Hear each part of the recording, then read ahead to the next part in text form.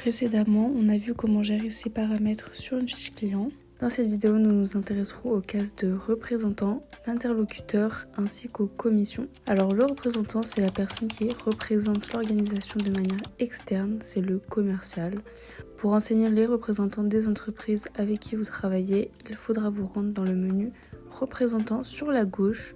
Ici, on va pouvoir renseigner les informations de celui-ci avec le nom. Le login et le mot de passe, ça c'est le compte créé pour que le représentant puisse avoir accès à ses commissions. La raison sociale du coup pour laquelle il travaille, son adresse, également les coordonnées, donc le téléphone, le mail, indiquer s'il est actif ou non. Et à droite vous avez le petit bouton qui vous affichera du coup les statistiques du représentant. On retourne sur la fiche client, on voit bien notre représentant qui vient d'être créé. Ensuite, on a l'interlocuteur. C'est la personne qui représente l'organisation, mais de manière interne.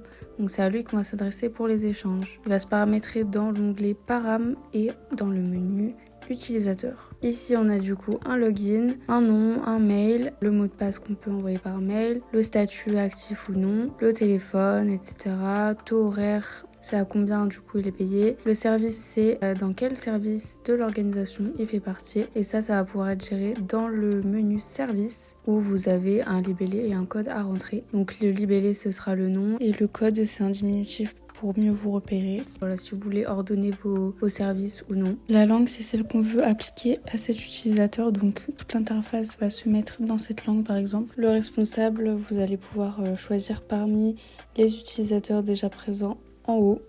Et en dessous, on a un cadre droit, donc ce sera tous les droits auxquels il pourra avoir accès en se connectant sur la plateforme. Ensuite, on a les paramètres liés à la commission qui va dépendre du représentant, évidemment. On voit ici qu'il y a A ou B.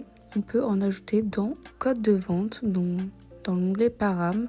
On associe du coup chaque lettre à un coefficient, puis une commission. Ici, il vous faudra rentrer un code. Donc ça va vous permettre de repérer en fait si c'est important ou pas. Donc code A par exemple, ce sera le plus important. Code B, moins important, etc.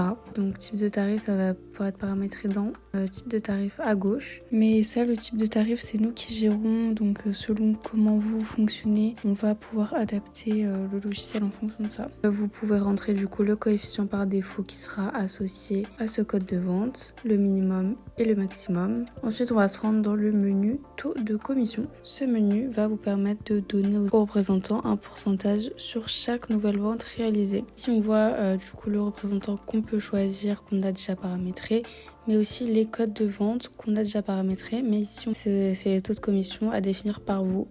Ensuite, on peut calculer le montant des commissions par représentant par mois dans le menu correspondant. Donc on renseigne le représentant, le mois, l'année. À l'issue de ça, on peut calculer puis imprimer le document.